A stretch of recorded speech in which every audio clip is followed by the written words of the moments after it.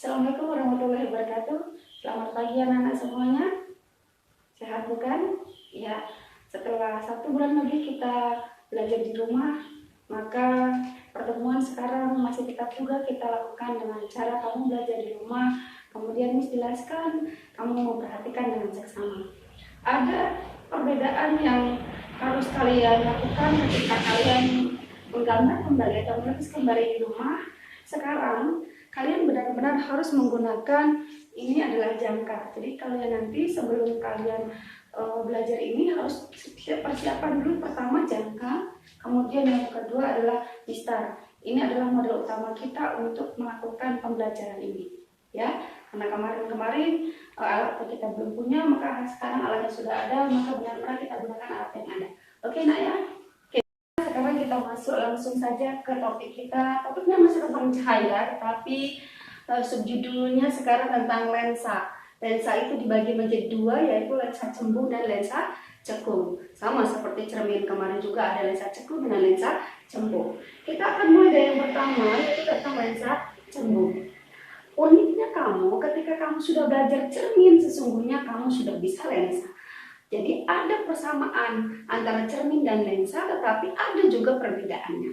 Nah, yang akan kita lihat sekarang adalah persamaannya terlebih dahulu.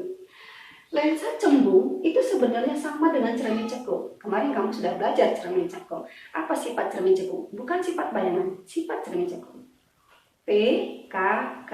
Apa itu P? Positif. Apa maksudnya? Fokusnya bernilai positif. K artinya apa? Kumpul. Apa yang dikumpul? Cahaya. Yang selanjutnya adalah konvergen, bahasa sama seperti dengan kumpul. Nah, sama dengan lensa ini. Lensa cembung itu sama dengan cermin cekung, sifatnya sama. Bahkan nanti sifat bayangan yang dihasilkannya pun akan sama. Tetapi tentunya ketika ada persamaan pasti punya perbedaan. Nah, di perbedaannya ini kita akan lihat. Nah, kalau kita berbicara cermin kemarin, kita terlebih dahulu kita bahas tentang pemantulan. Tetapi kalau kita berbicara lensa cembung, kita tidak berbicara lagi pemantulan, tetapi yang kita bicarakan adalah pembiasan. Di materi sebelumnya kita sudah belajar tentang pembiasan, bahwa yang namanya pembiasan ini terjadi karena melewati dua medium yang berbeda. Contoh, udara masuk ke kaca, atau udara masuk ke air, atau kaca masuk ke air, dan seterusnya. Yang penting dia melewati dua medium yang berbeda. Nah, sekarang sebelum kita belajar tentang lensa cembung yang konsepnya ada tentang pembiasan ini, bagaimana cara melukis bayangannya, maka kita harus tahu dulu ruang-ruangan pada lensa cembung. Seperti yang katakan dari awal tadi, ketika di cermin cekung kita masih belum menggunakan jangka, belum menggunakan mistar karena memang keterbatasan yang kita punya, tetapi hari ini kita harus benar-benar menggunakan mistar dan jangka. Jadi sekali lagi siapkan jangka dan mistarmu untuk belajar ini. Oke nah, siap ya? Oke, kalau sudah siap, perhatikan ada langkah-langkah khusus untuk mempelajari tentang ruangan-ruangan pada cermin cembung atau menggambar pada lensa cembung. Langkah pertama adalah kamu buat garis lurus menggunakan mistar. Ingat ya nak, garis lurus menggunakan mistar. Jadi tidak boleh tidak menggunakan mistar, harus menggunakan mistar. Tarik garis dengan sangat lurus. Langkah yang kedua, kamu ambil jangkamu, kamu buka sesuaikan dengan keadaan bukumu. Lalu bagian yang runcing ini kamu tusukkan di salah satu seperti ini. Kemudian kamu letakkan pensilnya ini sebagai titik O, titik pusat lensa. Dan ini sebagai R, jari-jari. Oke ya. Maka di sebelah sini pun sama. Sebelah sini pun sama. Ini O dan ini juga R. Tandai dia ini juga R. Jadikan ini R1, jadikan ini R2. Oke ya, Miss ulangi kembali.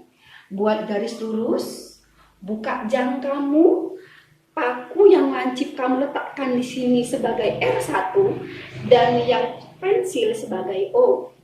Lalu tanpa mengubah panjang jarak dari jangka, kamu letakkan ini O dan sebelahnya adalah R2. Paham ya? Yang selanjutnya adalah boleh dimulai dari R1, boleh dimulai dari R2. Lihat, tetap yang lancipnya di R1 dan R2 boleh kamu buka, boleh juga tidak kamu buka, terserah. Ini ya, ini boleh dibuka sedikit. Kamu seperti ini, buat seperti ini. Oke, dari sebelah R2. Lalu dari sebelah R1 dengan cara yang sama kamu buat. Nah, akhirnya kamu menemukan inilah lensanya. Dari sini kamu bisa tarik garis antara ini dan ini. Tarik garis.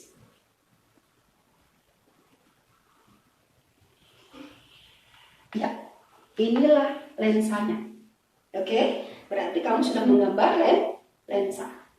Kalau sudah, kamu sudah tahu kemarin bahwa ketika ada O, ada R, antara O dan R itu kita punya yang namanya titik fokus. Bagaimanakah menggambar fokus? Sama caranya. Perhatikan, Miss. Kamu letakkan di sini lagi. Oke, nah.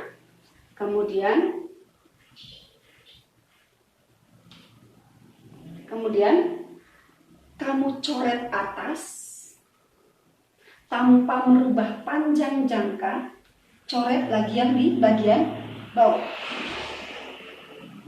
Oke, selanjutnya letakkan di titik O, jangan lupa tancapkan, kemudian coret lagi di atas, coret lagi di bawah. Ketika belum bertemu, artinya yang di sebelahnya kurang panjang, panjangkan saja. Seperti itu. Ya. Lalu dari sebelah sini juga bisa coret atas, kemudian coret bawah. Dari R-nya juga seperti itu. Coret atas dan coret bawah. Nah, ketika ini sudah bertemu seperti itu, maka gunakanlah mistarmu. Lihat pertemuan antar titik ini dan titik ini, berarti disinilah fokusnya. Disinilah fokusnya. Kemudian pertemuan antara ini dan ini, berarti disinilah fokusnya. Berarti kita sudah menemukan antara O dengan F1 itu disebut dengan ruang berapa? 1 yang kemarin. Antara F1 dengan R1 namanya ruang 2. Antara R1 sampai ke sana disebut dengan ruang 3. Dan di sebelah sini semuanya adalah ruang 4. Tetapi punya perbedaan. Kalau kemarin di cermin cekung selesai. Ruang 1, ruang 2, ruang 3, ruang 4. Tetapi kalau pada lensa tidak. Karena ceritanya pembiasan yang punya 2 jari-jari dan punya 2 fokus, maka ketika ini ruang 1, ruang 2, ruang 3, ruang 4 benda, maka di manakah ruang bayangannya? Akan jadi di sini. Ruang 1 terjadi antara O dan F2, ruang 2 antara F2 dengan R2, ruang 3 R2 selanjutnya, lalu dari sini sampai ke sini semuanya termasuk ruang 4 bayangan. Ulang lagi ya, berarti kalau kita pertama buat ruang apa nah? Ruang benda. Ruang benda berarti ruang 1 ketika O sampai F1. Ruang 2 ketika F1 sampai R1.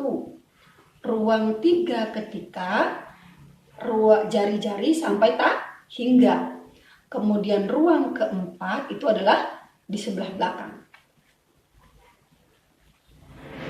Lalu ada lagi namanya ruang bayangan. Ruang bayangan kita gunakan dengan angka berbeda antara ruang 1 ketika O sampai F2 sebelah sini. Ruang 2 ketika F2 sampai R2 di sini. Ruang 3 ketika R2 sampai tak hingga. Ruang keempatnya di sebelah mana? Di sebelah kiri. Ini boleh tidak pakai belakang. Ini boleh pakai kanan, kemudian ini boleh pakai kiri. Biar bisa membedakan antara ruang benda dengan ruang layar. Bisa ulang sekali lagi anak ya. Jadi cara menentukan ruang-ruang pada lensa cembung atau cara membuat gambar tentang lensa cembung yang pertama apa tadi? Buatlah garis lurus, kemudian yang kamu lakukan adalah buka jangkamu. Setelah jangka dibuka, apa yang terjadi? Titik ini paku diletakkan di sini jadi R1, kemudian ini jadi O tanpa merubah jangka. Paku letakkan di sini ini O, maka ini jadi jari-jari yang kedua. Maka untuk membuat fokus, untuk membuat lensa boleh dibuka. Maka kamu tarik seperti tadi, kemudian tarik lagi seperti tadi. Dengan cara seperti itu, maka kamu akan menemukan bentuk seperti ini. Yang intinya sebenarnya O ke F pasti sama dengan F ke R. Dan cara ini untuk menentukan kalau ini adalah sebuah lensa disebut dengan lensa cembung. Paham ini? Inilah ruangan-ruangan pada benda, ruang-ruangan bayangan untuk lensa cembung. Paham ya? Oke. Kalau sudah paham, maka dia pun mempunyai sinar istimewa. Sinar istimewa pada lensa cembung pun ada 3. Sama seperti kemarin, sinar datang sejajar subuh utama. Kalau kemarin apa? Dipantulkan melalui titik fokus. Kalau sekarang tidak lagi cerita pemantulan, tetapi cerita pembiasan. Maka diganti, sinar datang sejajar subuh utama, dibiaskan. Nah, jadi yang kemarin kamu sudah tuliskan kata-kata dipantulkan, sekarang diganti dengan kata-kata dibiaskan untuk lensa. Yang kedua, sinar datang melalui fokus, diapain? Dipantulkan sejajar sumbu utama. Sekarang tidak. Sinar datang melalui fokus, diapain? Dibiaskan. Dibiaskan kemana? Sejajar sumbu utama. Yang ketiga kemarin, sinar datang melalui jari-jari. Kalau sekarang tidak, sinar datang melalui pusat lensa. Mana pusat lensa ini?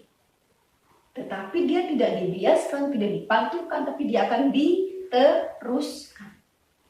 Ya, itu ya. Nah, untuk membuat sinar data, sinar istimewa 1, sinar istimewa 2, sinar istimewa 3, langkah menyelesaikannya sebenarnya sama seperti ini. Caranya sama seperti ini, yang sudah dibuat seperti ini, dan seperti ini. Gitu ya. Nah, lalu kalau ditanya, apa maksudnya sinar datang sejajar sumbu utama? Ini yang disebut sumbu utama. Maka sinar datangnya, sekali lagi yang belum dibuat. Maka sinar datang sejajar sumbu utama. Yang namanya sejajar itu selalu tidak pernah bertemu. Jadi tidak boleh miring-miring. Sinar datang sejajar sumbu utama. Diapain katanya tadi? Dibiaskan. Kalau kemarin kan ke sini. Kalau sekarang tidak ke situ, tetapi kemana? Ke sini, namanya dibiaskan. Maka dibiaskan melalui titik fokus. Nah, ke sini dia. Kalau kemarin kan ke sini, sekarang ke sini. Yang kedua, sinar datang melalui fokus. Nah, kalau sinar datangnya melalui fokus, berarti ada sinar benda menuju ke fokus. Nah, misalnya seperti ini. Sinar datang melalui fokus, seret. Nah, ke sini ya, Nak. Ke sininya ya, Nak. Sinar datang melalui fokus, jadi tidak di sininya, tetapi pas di tengah-tengahnya ini. Lalu, tidak dipantulkan, tetapi di apa? Dibiaskan sejajar sumbu utama. Dibiaskan dia ke sini. Jadi ini datangnya, kemudian ini biasnya. Tidak balik ke sini, karena dia tidak tidak memantul, tetapi membias. Yang ketiga, sinar datang melalui pusat lensa. Jadi kalau ada benda, datang dia, tidak ke jari-jari ya nak, tetapi ke pusat lensa. Datang dia ke pusat lensa seperti ini, datang, tidak dipantulkan, tetapi akan diapakan? Akan diteruskan dia ke sini. Nah, maka akan menghasilkan sinar istimewa 1, 2, dan 3. Ingat kata kuncinya, tidak menggunakan pemantulan, tetapi menggunakan pembiasan. Sehingga apa? Sinar datang sejajar sumbu utama, dibiaskan melalui titik fokus. Sinar datang melalui titik fokus, dibiaskan sejajar sumbu utama. Yang ketiga, sinar datang melalui pusat, tidak dibiaskan tetapi diteruskan. Inilah modal dasar kita untuk melukis lensa cembung. Karena pada lensa cembung itu sama dengan cermin cekung, menentukan sifat bayangannya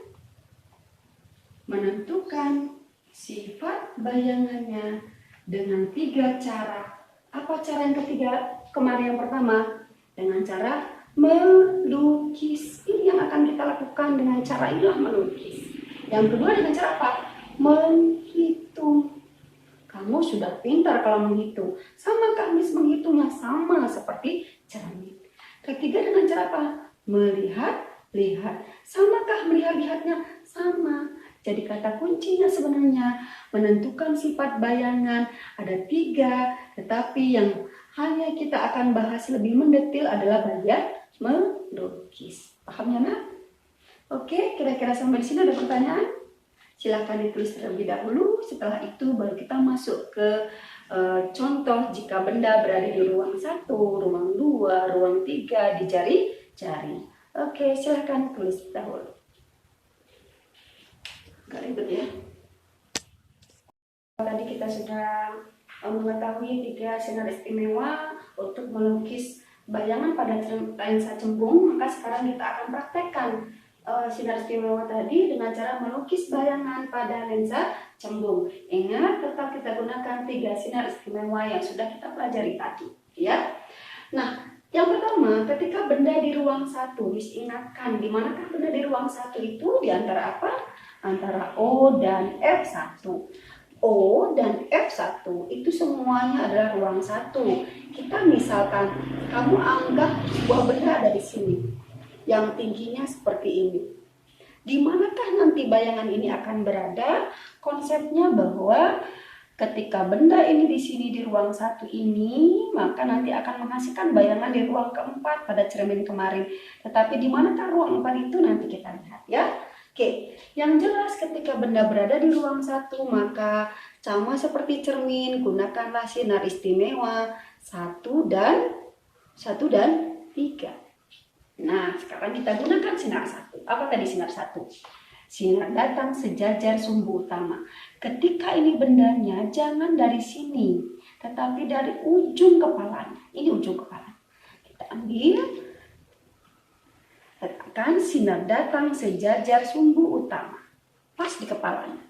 Sinar datang sejajar sumbu utama. Dibiaskan melalui fokus. Lihat ini, fokusnya tidak ini tetapi ini karena dia membias ya. Maka kita biaskan seperti ini. Ini kurang ke sini, pas ini anak. Kita biaskan. Kita biaskan ke fokusnya seperti ini. Berarti inilah pembiasannya. Untuk sinar keberapa? Sinar ke-1. Sinar ketiga masih ingat tadi? Sinar datang melalui O. Maka sinar datangnya melalui O.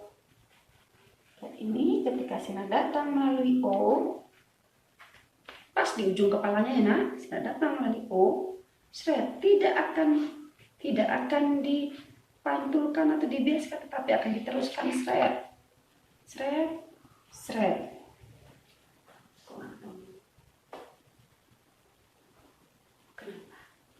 Sinar ketiga. 1, 2, 3. Setelah sinar ketiga ternyata tidak bertemu. Maka ingat kembali bahwa yang namanya maya itu adalah hasil perpanjangan. Maka ketika ini kita perpanjang, sinar ini kita perpanjang, panjangkan sinar ini kemudian panjangkan sinar ini, ya, kamu perpanjang, terus kamu perpanjang, nanti akan ketemu kira-kira di sini.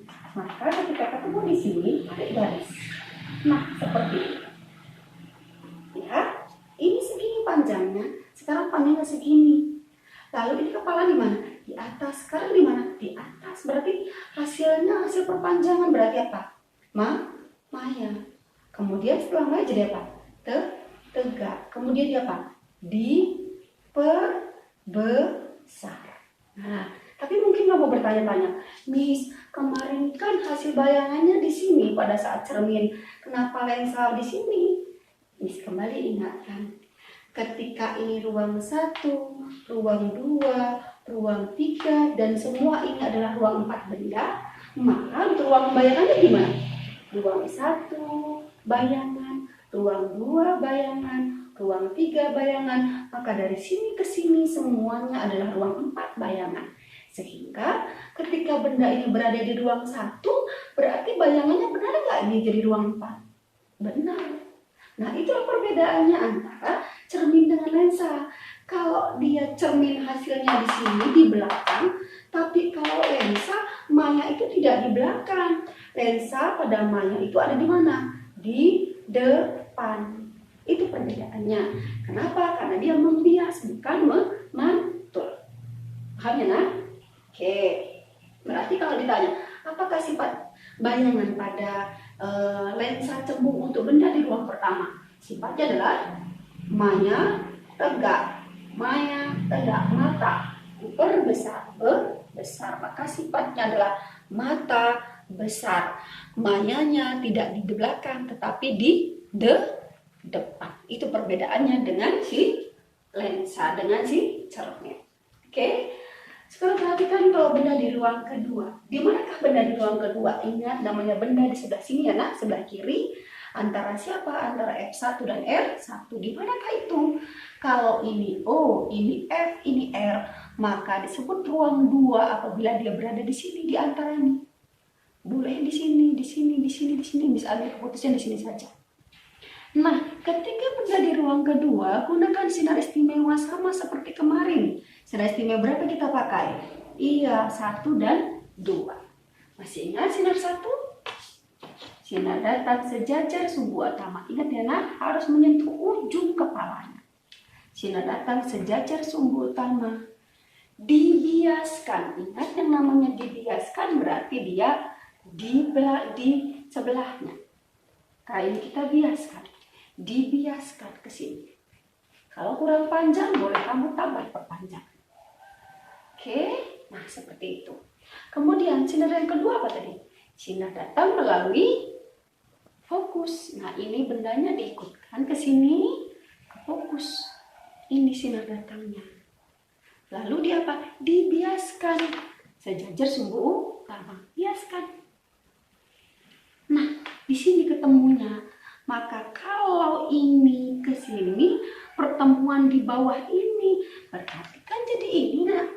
Coba kamu lihat kepalanya tadinya di mana? Di atas. Sekarang di mana? Di bawah. Kebalik nggak? Kebalik. Hasilnya ada hasil perpanjangan nggak dari sini seperti ini? Kan tidak. Berarti sifatnya apa? Nyata. Kalau nyata temannya apa tadi? Terbalik. Kemudian tadinya dia segini, sekarang segini. Makin apa? Makin besar. Lalu kamu bertanya kembali, Miss, kemarin yang namanya nyata di depan, kenapa sekarang nyata ada di sini? Itulah tadi. Miss ulangi. Ruang 1 benda, ruang 2 benda, ruang 3 benda, ruang 4 benda. Tetapi menjadi ruang 1 bayangan, ruang 2 bayangan, ruang 3 bayangan, ruang 4 bayangan. Coba sekarang kamu lihat, benda ini di ruang berapa? Di ruang kedua. Menghasilkan harusnya bayangan ruang berapa? Benar enggak kalau lewat dari R2 itu disebut dengan ruang 3? Iya, maka sifatnya apa? Nyata terbalik diperbesar karena dari ruang 2 menuju ruang 3. Namanya. Kalau ditanya, berarti apakah sifatnya? Nyata terbalik diperbesar tadi kita singkat dengan nyata terbesar. Apanya terbesar? Nyata terbalik, diperbesar. Tapi ingat, nyatanya di sini menunjukkan kalau dia tidak di depan, tapi di mana? Belakang. Itulah perbedaannya dengan cermin. Oke, nah dengan cara yang sama, benda di ruang 3 dan benda di jari-jari, coba kamu kerjakan di rumahmu dengan menggunakan sinar istimewa 1, 2, dan sinar istimewa juga 1, 2, dan tulislah apakah sifat bayangannya. Oke, jadi Miss ulangi, kerjakan di bukumu benda di ruang ketiga, artinya R1 sampai akhirnya di mana itu? Sebelah sini. Kemudian sinar istimewanya gunakan 1 dan 2. Begitu juga di jari-jari di mana tuh? Di sini. Gunakan sinar 1 dan 2. Tentukanlah sifat bayangannya. Apakah sifat bayangannya? Oke, ada pertanyaan sampai di sini? Tidak ada. Kalau sudah tidak ada pertanyaan, mudah-mudahan materi ini bermanfaat buat kamu, karena materi cahaya ini, materi lensa ini sangat berguna untuk kita belajar alat-alat optik. Jadi kalau kamu sudah bisa lensa, maka alat-alat optik nanti dirasa lebih mudah. Oke, nah, kalau tidak ada pertanyaan, mudah-mudahan saja kamu lebih mengerti. Saya di sini. Assalamualaikum warahmatullahi wabarakatuh. Tetap semangat.